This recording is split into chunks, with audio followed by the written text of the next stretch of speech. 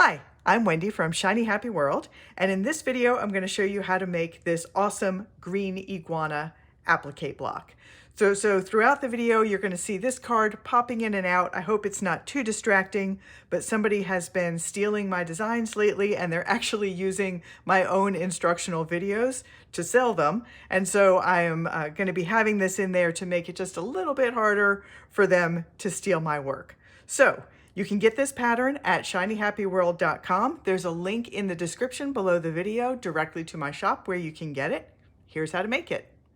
All right, let's make this iguana. So this is the video showing how to assemble all of the pieces if you have a Lightbox. So before I do anything else, I'll just show you my Lightbox setup. I've got 3 layers here. I've got the Lightbox, I've got it turned on, and I've got it up as bright as it'll go.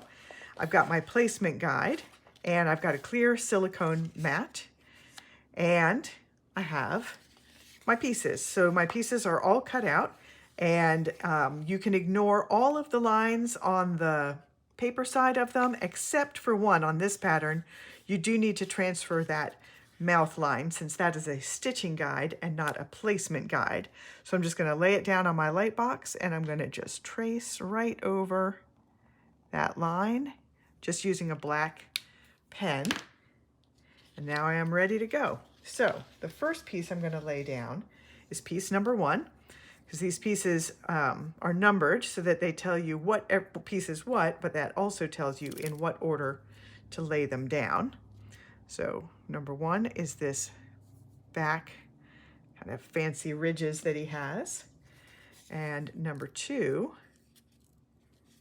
is his, I don't know what they call it with an iguana. Is it a beard? Is it a wattle? I'm not sure, but it's the thing that goes under his chin. So we get that in place.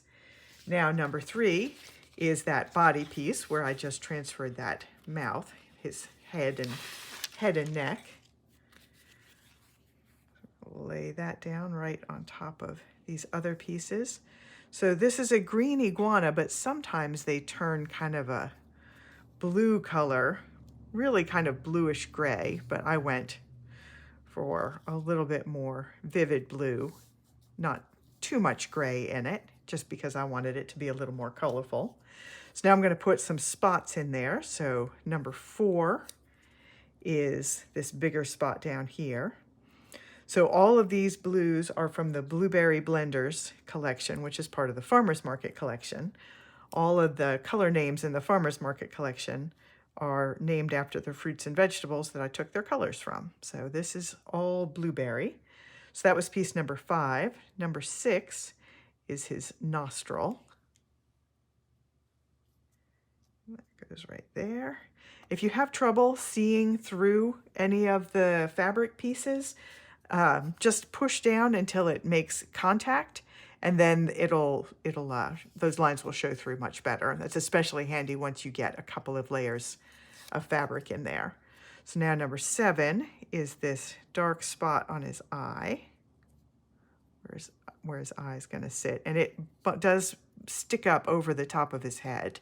They have these kind of raised head ridges, like eyeball bits. So number 8 is the whites of his eyes. Now we definitely are going to need to push that down so that I can see where this goes. Hopefully you can see that on the video. A little bit lower. And number 9 is his pupil.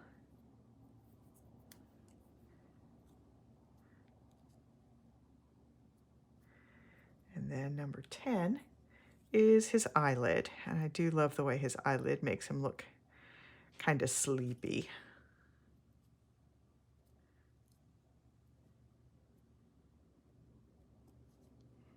All right.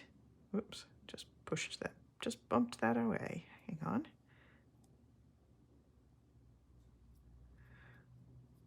All right, so all the pieces are in place. I'm going to carefully lift up the silicone mat, carry it over to my ironing board, and then fuse this all together right on the silicone mat. Let it cool, and then I will peel it off the silicone mat, put it on my quilt block, fuse it into place, do all the outline stitching, and then I will bring it back here and show you the finished iguana, plus a couple more colors that I made. All right, here is one of the finished iguanas. I made them in a few different colors. So this is the one that uses the peridot blenders for the green iguana. That's from the Gemstones fabric color palette. And the background block is also from the Gemstones palette. This is from the Light Gemstones collection of quilt blocks that they already have the quilting lines printed on them. So it's super easy for you to just follow along the lines to do the quilting. So here's some other colors that I did for the green iguana. It turns out that sometimes green iguanas are actually kind of a reddish orange, and so I did a reddish orange version. So on this one, most of the darker reds are from the Fox Blenders collection, and the lighter brown ones are from the Grizzly Blenders collection. Both of those are in the Animal Kingdom collection. So that's a color palette that is all kind of natural animal colors. It's browns and grays and kind of rusty reds and kind of golden tawny yellows. And the background block is also from the Animal Kingdom collection. This is one of the lighter ones, the light palette, and these are also the quilt blocks that have all of the lines already printed on them. And here's one more version. So sometimes green iguanas are actually blue. They're usually a little more gray than blue. It's just kind of a bluish gray, but I decided to go all in on the blue on my version. So all of these blues are from the Blueberry Blenders collection, which is part of the Farmer's Market color palette. And the background block on this one is another one of those quilted, one of those blocks that has got the quilting lines already pre-printed on it. But this one is from the Classic Rainbow collection. It's just like a pure bright purple. And this is from the dark Classic Rainbow color palette. So you get a yard of fabric with all different dark rainbow colors, and they all have different lines printed on them that you can use for your quilt blocks. So that is how you make this iguana.